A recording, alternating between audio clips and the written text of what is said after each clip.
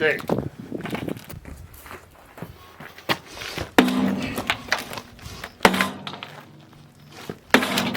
There we go.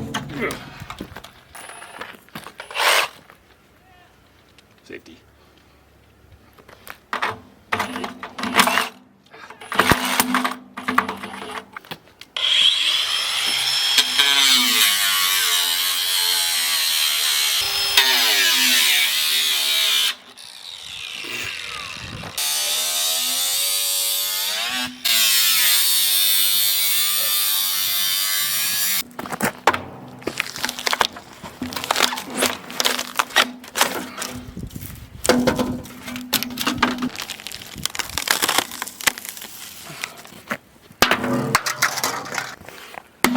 Oh,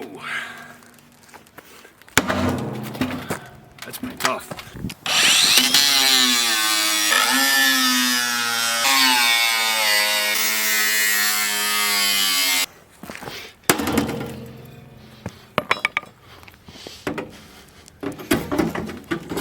Comes the big reveal.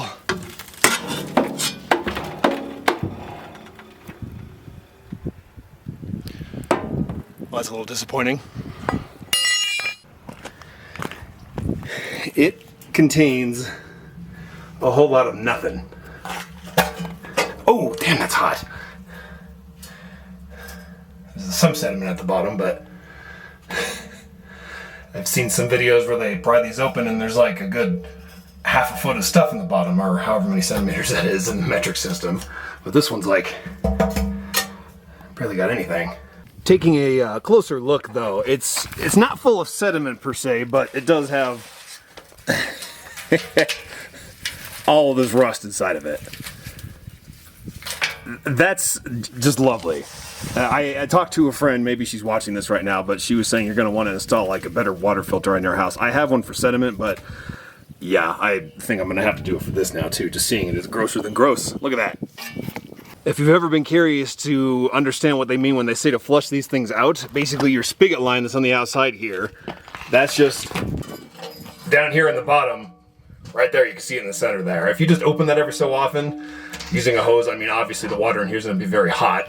But if you just flush that out every so often, drain a couple quarts off like once a month, that'll prevent all this shit from building up in the inside.